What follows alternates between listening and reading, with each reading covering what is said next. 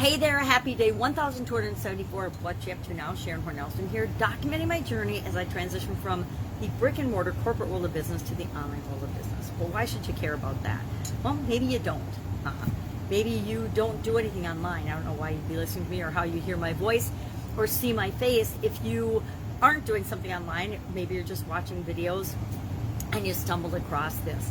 Well, I've been a business owner for 47 years. I know it's hard to believe, 47 years, almost 48 actually, if I'm really counting from when I started. I can't remember when I started my first business. I was 13 and it was an ice business. It was probably the summer of the year that I turned 13, so probably right after I turned 13, but I can't remember exactly when it was, what time of year, so it's hard to count, but then I guess since we're probably past that, it is 48 years. All right, well, it's been a long time. And then over a quarter century of that time was also spent working in corporate America for some of the absolutely coolest corporations on the planet, both big multinational corporations, global corporations. Now, I'll have to check, but I think one is one of the biggest in the world. It's not Apple, it's not those, but it is one of the biggest in the world, personal care product companies. And some other companies, communication companies and things, which it's hard to admit now that I was in the newspaper industry, given how the media is seen by millions of people now, because that's how they are. They're totally off the rails when it comes to their original mission and purpose for being and why they exist today. Very, very different things, and in terms of how that's manifesting and showing up in the world. But it was fun back in the 90s being a part of that, especially during things like the Gulf War. It was an exciting place to work, an exciting place to be. But as part of that, and then all the years in different industries, I've been in at least 27 different industries offline, and I don't know how you count online industries, whether you've been in them or not. It's a little bit more challenging for me to count those, and I've just never bothered to do it. Been online since 2017. 2017, after my divorce and everything, I was like, all right, I'm old. I could retire, but I don't really want to retire. What do I want to do? And I'd always been curious about the internet, so I decided I will learn and explore and try to figure this internet thing out.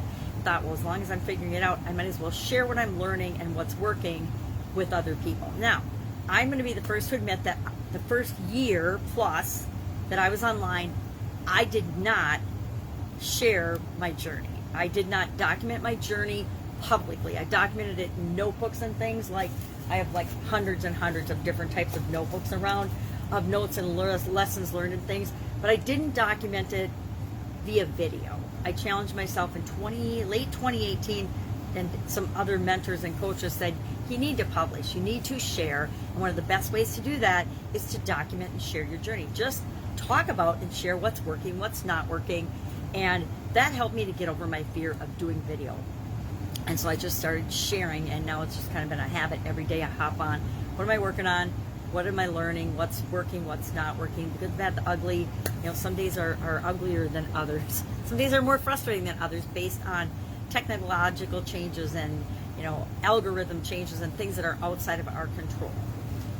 I've learned to not be so frustrated by the things that are outside of our control, because there's a whole lot of things, more things outside of our control than are in our control, except we have the overriding veto power of deciding and choosing how we're going to respond to anything and everything in our life and around our life and outside of our life. We get to decide how we respond to everything and anything. So even though the majority of things are outside of our personal control, we always have the ultimate control and responsibility and power to decide how anything is going to impact us or not. Sometimes we can just choose not to participate and be impacted at all by stuff that happens. So what's going on? Couple of things. Granddaughter will be here soon. Super excited to see her. I always love Mondays. It's awesome Monday, by the way, in case it's a different day in your neck of the woods or when you happen to be hearing or seeing this. I love Mondays. I've always loved Mondays, but I especially love Mondays now because it allows me to get in touch with people that have kind of been off for the weekend and gone and doing different things over the weekend. And I do different things over the weekend than I do during the week as well. But since I create my own schedule and design my own life and do what I want, when I want, where I want, wearing what I want, with whomever I want, and I have that freedom these days, I like it when everybody else comes back and joins me in my little world and the things that I'm doing. And so that's fun. I love Mondays. So today, I'm also doing a couple of challenges and getting ready and ramping up for the next 30-plus day Get Up and Go challenge. Started it last year during COVID. I was looking for a way to mainly keep a fire under my own rear and keep moving toward my goals and objectives during such crazy and uncertain times. And I thought, well, if I'm going to do this, I'm going to bring people right along with me. So the Get Up and Go challenge was born out of the need to literally get up and keep moving in times that are so chaotic that it's impacting not just me and millions of other people, me and the entire planet for the most part. I have yet to find people that were not impacted in some way, shape, or form by the COVID-19 and the ramifications and the way it was handled. Almost everybody was externally somehow massively impacted and had to make changes in their lives and their routines and their rituals and the way they do things, whether it was homeschooling their kids, working from home, business shut down, job loss, business shut down, whatever the impact was, health concerns, isolation, the list is almost endless. All of us, almost everyone on the planet was impacted in some way by the pandemic. It was a global event. And it's fun to study and watch it and how it was handled and the ramifications. And for decades into the future, we'll be unraveling and studying and watching for the ripple effect of that particular event, because it's not very often that we have something that impacts so much of the world that we can actually step back and study. How does it impact us? How will business, the economy, the environment, politics, religion, everything, relationships be impacted, our health, our long-term health, by this particular event, and be able to trace it directly back to this event and how it was handled. It's exciting for me to look for those things and look for those trends and changes, but maybe not for you, but it is for me as a student of life. So what am I working on? What am I doing besides the Get Up and Go challenge, which starts August 1st, by the way? Get Up and Go 30-plus day challenge, August 1st. Every day I do a piece of content for my Supersize Your Business group and page. And I started doing, as I was moving not even a couple of years ago, a little over, I guess it was almost a couple of years ago now, as I started packing up my house of 25 years and everything and all the clutter and stuff. You can see I'm kind of a cluttered personality. All of the items and things, I needed a way to produce content quickly and easily, but still add value to that group. So what I did is I stumbled across a book of idioms that I had gotten it for my kids, I'm sure, when they were in junior high, and they never even opened it. It was brand new.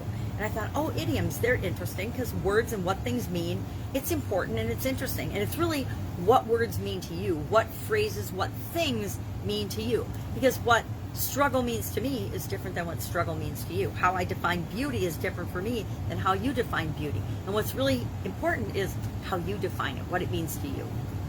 So I thought, well, this would be fun to look at the idioms, see what they mean, and then tie that to how you grow and build and supersize your business. And so that's what I started doing. And today I'm sure we're well over 1,000, but I started recounting because I lost my spreadsheet. So today was day 891 of doing that again, or doing idioms. So I know since I lost my spreadsheet, we're well over 1,000, but there's 25,000 in the English language, so I don't think I'm going to run out anytime soon, as long as I want to continue doing that. And even after I moved and got settled in, it's still kind of like improv. It's a way to take a topic and think about it and then apply it to what I do in my life, or one of the areas and aspects of my life, and that's building and supersizing and growing my businesses and helping other people to do that as well. So today's was on point. We're doing leadership from the 8th of July to the end of the month. I kind of wanted to find a theme to make the summer months easier. So I thought, okay, leadership is a good one for us growing and supersizing our businesses. So I looked up popular idioms on leadership, and we've been talking about them since the 8th of July, and we'll talk about them through the end of the month. So today's was on point. And on point can come from belay. When you belay is different than ballet. So to belay is to do with rope climbing and handling ropes and supporting one another. Ballet is the French dance. And in French, on point, which I cannot say in French, it talks about standing on your very tippy toes, and that is a high level of skill and leadership in the ballet field. It also could come from the military, where when someone is on point, that means they're out in front leading the rest of the organization, either law enforcement or the military, on a mission or on a project or something. Same in business. When you're on point, you're leading in your business. So that was our idiom today. We talked about what does it mean, where does it come from, and how might you use it in your business and your life, and how do you be on point to supersize and grow your business. Our annual challenge this year is all about you doing one thing every day that centers us. From the Little Journal book, Do One Thing Every Day That Centers You. Got it up at the cabin last summer, and this is the 4th year in a row that I've done an annual challenge.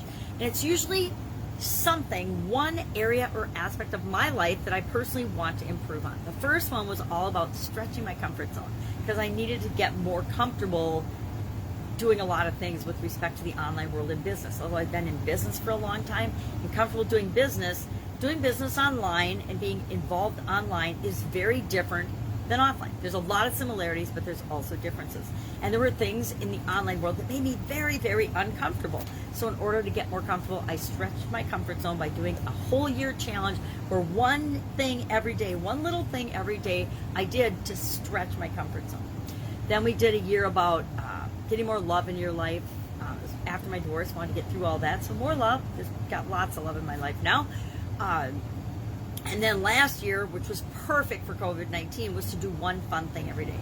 And then about the middle of the year last year, I noticed that things were still really discombobulated and up in the air for people, including me. And I thought, well, how do we get more focused, more centered? How do we get to know ourselves better and know what's important to us in order to continue to move forward and create the life we want, no matter what's going on? And I ran across this little book, Do One Thing Every Day That Centers You, and I thought, okay, that would be perfect. So that's what I've been doing this year.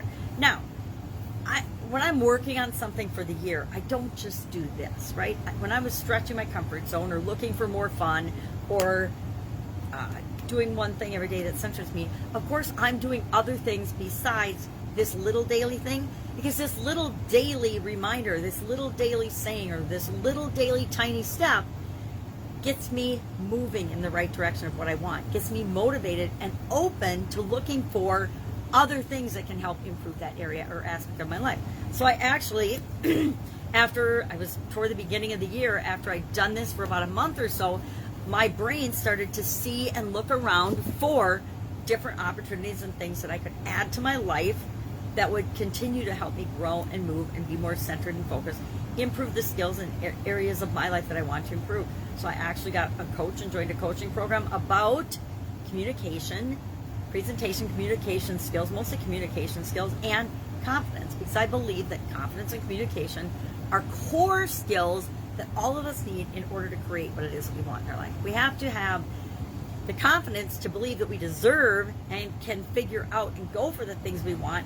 And then we have to have the communication skills that will help us to communicate to other people what it is that we're trying to do and accomplish and be and do and have here on the planet. So I added those two things to my other 7 areas and aspects of my life, which I also added to the Get Up and Go challenge at the end of last year. It was either the last 1 or 2 challenges where I added, no, I don't think so. I think that was this year. Erase that. I did not add those until this year, probably the April challenge. So in the April challenge, instead of doing 7 areas and aspects of our life, I added communication and confidence as key areas and foundational areas, and now I give examples of that. So I think I just added that in April of this year, since I didn't start the coaching until March, I don't think, end of March. Anyway, I digress. Our expression today, our challenge from our Do One Thing Every Day that centers you, was all about being your own teacher and teaching yourself. And the truth is, we are our own teacher. Until we're ready or asking questions about anything, we're not going to learn anything, right? And what's the saying? When the student is ready, the teacher appears. It is so true. When we're curious about something, when we're wondering about something, when we're open to something, that's when we find the answers to that thing. We never get an answer until we ask the question, right? lucky for us, we're always asking questions in our head. Our brains work by always asking questions and always asking questions about what something means to us. And guess what? That's our job, is to figure out what everything means to us. So working on that. So Get Up and Go Challenge, Supersize Your Business Challenge, All About You 365-day challenge, challenges I'm working on. And hanging out with my granddaughters and helping with our puppies. The dogs got exposed to blue-green algae accidentally yesterday. So one is home and we're keeping an eye on her, and the other one is in the emergency hospital since last night. So I guess prayers and good vibes and wishes for Bean are greatly appreciated.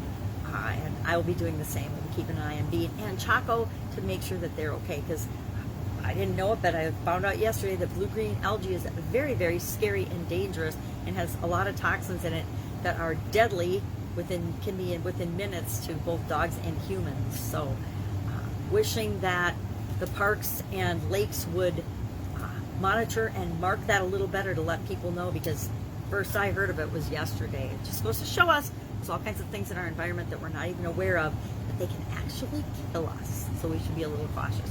All right, have an awesome day. If I can help you in any way, ask in the comments below or direct message me. You can actually, if you're hearing me on Facebook, direct message me from this video. I like to say I might not know the answer, but I guarantee I can hook you up with someone or something that will help you get the answer that you need so that you can keep moving forward. Know that your next step is the only step you have to take, because as soon as you take your next step, the following step will appear, and so on and so on and so on. Remember that commercial from the olden days when television had commercials? All right. Have an amazing day, and I will, of course, be with you tomorrow.